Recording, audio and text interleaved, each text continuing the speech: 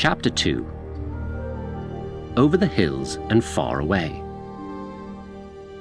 Sir Thomas Scotow showed the road for James to follow to Staithes. James waved goodbye to Sir Thomas. This was the first time James would be on his own.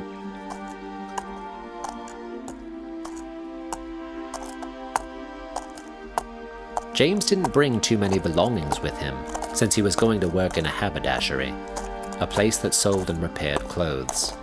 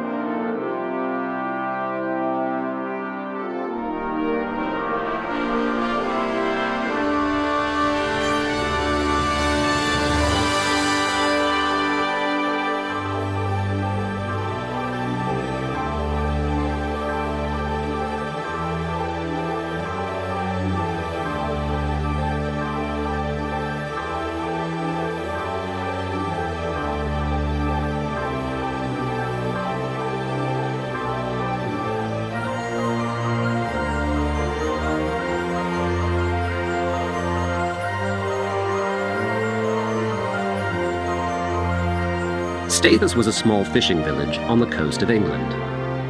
James was so excited to see the little village and to see the sea. Now his journey that Mary had promised would begin. He came down the street and saw an older man sweeping. Could this be Mr. Sanderson, who he would be an apprentice for and serve as well? Yes. Hi. I'm James Cook. Hi. You're the gaffer's son. Follow me. I'll show you to your quarters.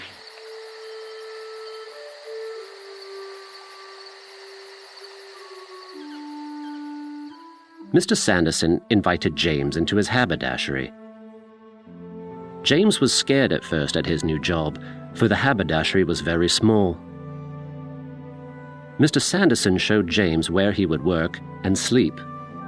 He also showed him the harpoon he once found off the shore. Mr. Sanderson was strict, but he taught James many things: how to knit and how to sew.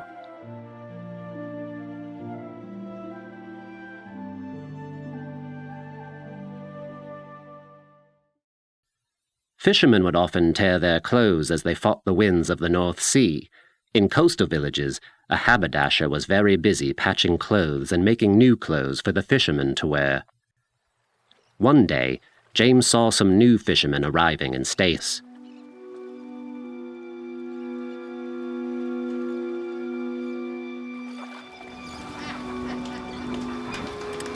They were a peculiar bunch, and James suspected they had many tales and stories of places they traveled to in the world.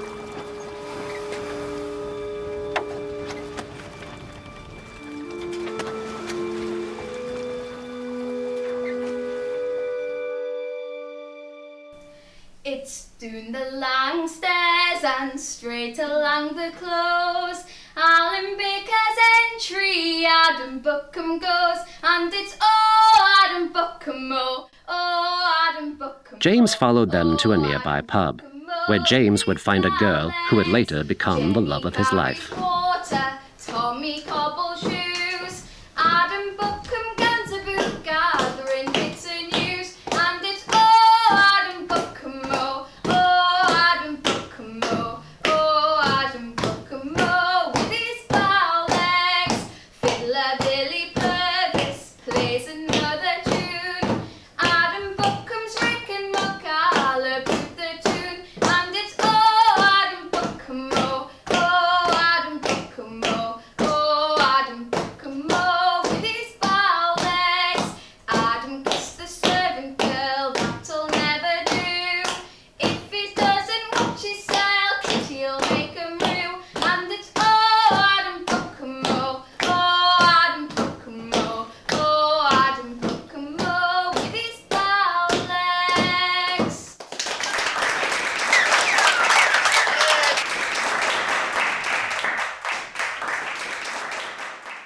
Thank you, Elizabeth. Thank you, Samuel Betts. Good daughter you got here. Good song, too. The fishermen were amusing people, and everyone had a good time listening to their tales.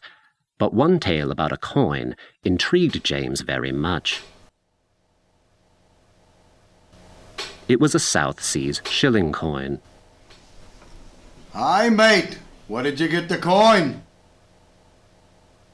Well, let me tell you, lad, I was whaling in the South Sea. Beautiful place. Flowers everywhere. It was nice. The sea was rough. The ship was moving back and forth. We could barely walk on it. We got down off the ship to get into the whaler to go out and get the whale. It was tough to get on there. It was so rough. When we got the whale, we harpooned him, brought him back to the beach, gutted him open, right? A mate was inside of him, and this was in his pocket.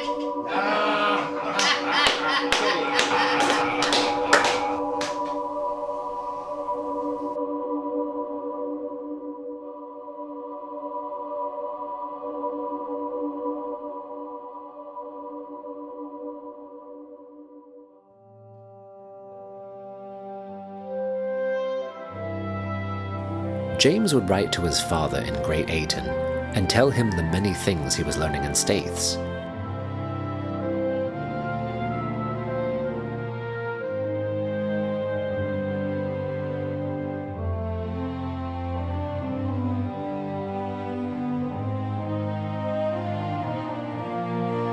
He would also write to his sister Christiana and tell her about the fishermen and different people he was meeting.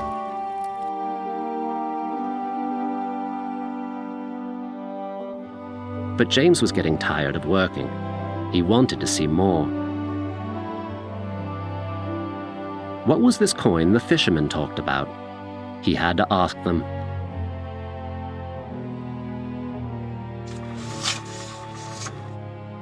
One day, he saw them.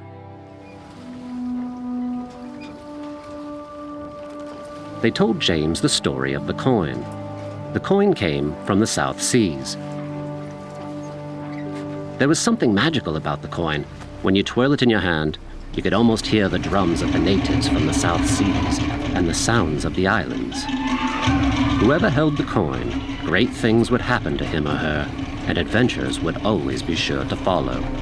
The gruff fisherman wanted to show James how the coin worked, so he held the coin up high in his hand. And suddenly, a large whale breached out of the water.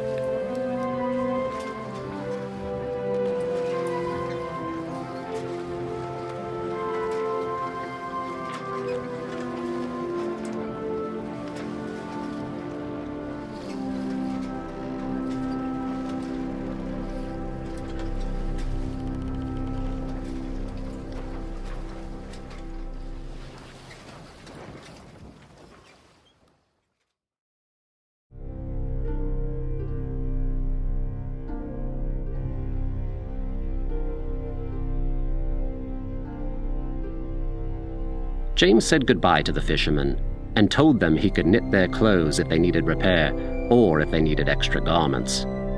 James was eager to get his hands on the coin, but how?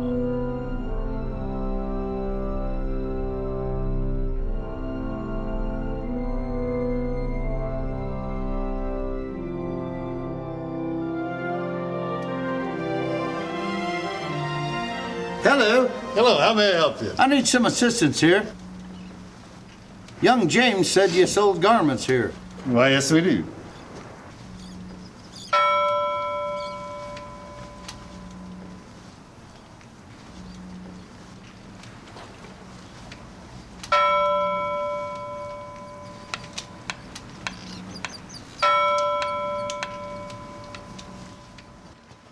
Oh, this'll do. Fine choice, it's 1 shilling. Well, mate, I don't have anything of worth. I spent it all on the grog last night at the inn. I've spent all my money as well. You have no money to buy for your purchases. I'm admiring the harpoon on the wall. Is it for sale? It's not for sale. A real doubloon? Yes, sir. Your coin.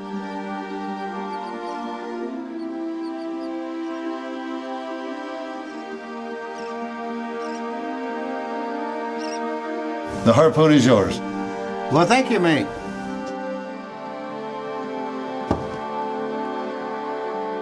Thank you very Thank much. you.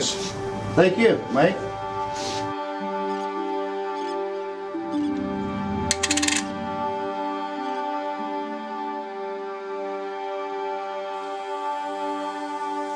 That night, Mr. Sanderson left the haberdashery. Now was James's chance to take the coin. The coin that would attract new and great adventures. He felt by having it in his pocket, it would take him to far and distant places.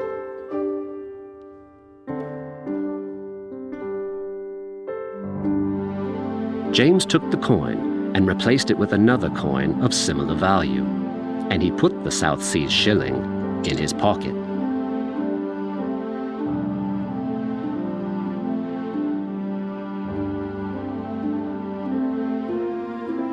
Later on, Mr. Sanderson came back and found the shilling was missing.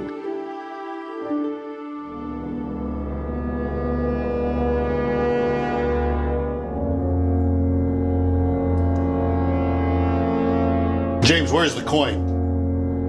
You took it, didn't you? Mr. Sanderson slapped James across the face. The coin slipped out of James's pocket and out onto the floor.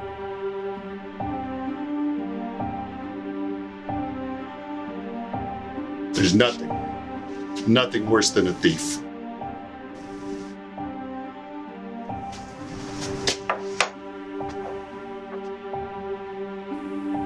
The next day, the fishermen found out what had happened to James, so they came back to Mr. Sanderson's shop. The gruff fisherman told Mr. Sanderson, "This lad needs to be out in the sea. I was like him when I was young," he said. With the sea, there are no boundaries. There are no limits to what a man can do. He can go as far as he wants to. This is no place for him.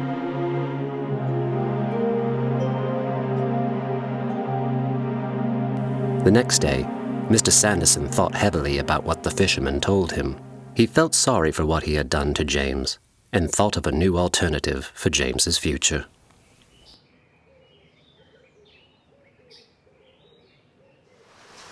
James, I'm sorry.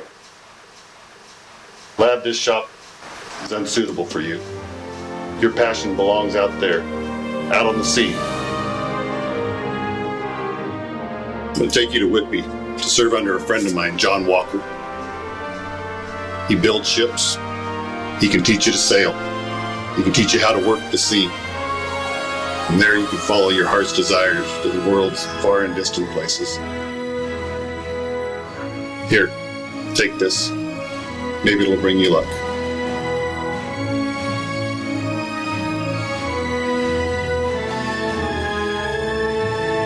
Mr. Sanderson took James to Whitby.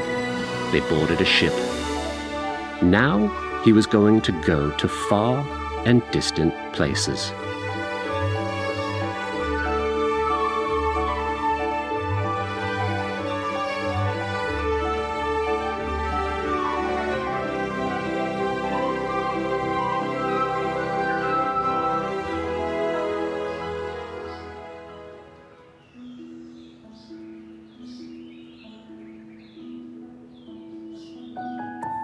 What's up?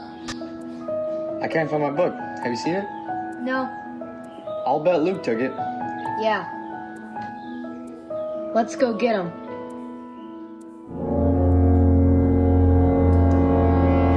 There's James. He's in there, and he has the book. Let's get him.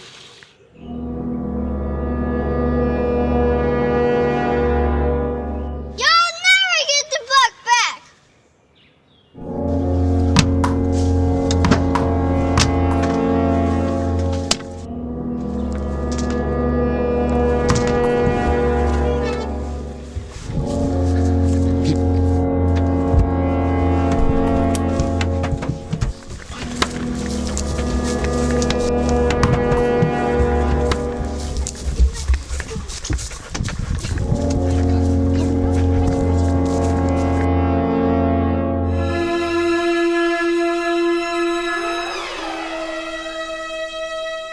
Come here right now. I need to talk to you.